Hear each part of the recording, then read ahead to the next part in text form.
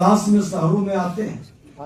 इसलिए जब मानव समाज विकास के सोपान में आगे बढ़ता है तब शहरीकरण की गति भी बढ़ती है। आज वैश्विक फलक पर भारत जहां सबसे तेजी से विकास करते देशों में गिना जाता है, उसी अनुपात में हम नगरीकरण के मामले में भी तीव्र गति से विकास कर रहे हैं।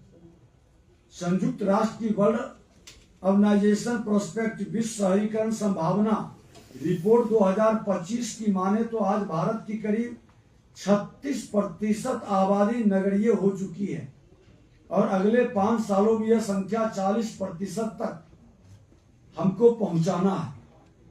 2050 तक हमारे देश की आधी आबादी नगरीय होगा, ये लक्ष्य हमारा है।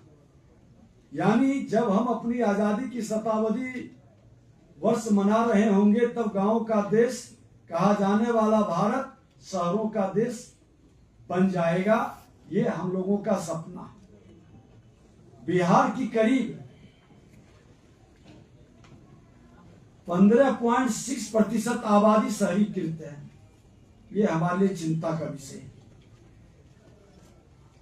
यह आंकड़ा विकास के पायदान में हमारे पिछड़ेपन को रेखांकित करता है, जो दूसरी तरफ व्यापक संभावनाओं की ओर भी इशारा करता है।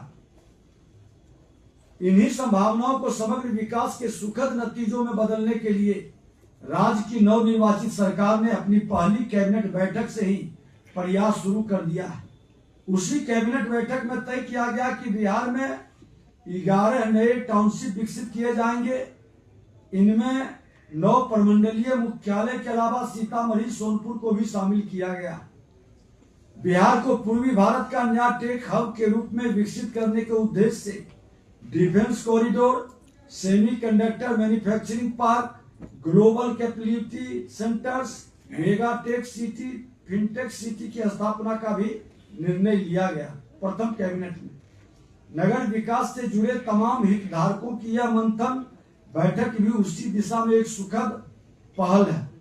इसी मंथन में संभावनाओं और सीमाओं के बीच तालमेल बनाकर कैसे शहरीकरण करें, हम सस्टेनेबल शहर, इंक्लूसिव शहर, फ्यूचर के शहर कैसे बने, इस पर विचार करना हम सबको है। हम सब ने बड़ी युवा और कार्यशील आबादी वाले राज्य हैं, साथ ही हमारी जमीनों पर जनसंख्या का बोझ सबसे अधिक है, इस पर भी विचार करना है।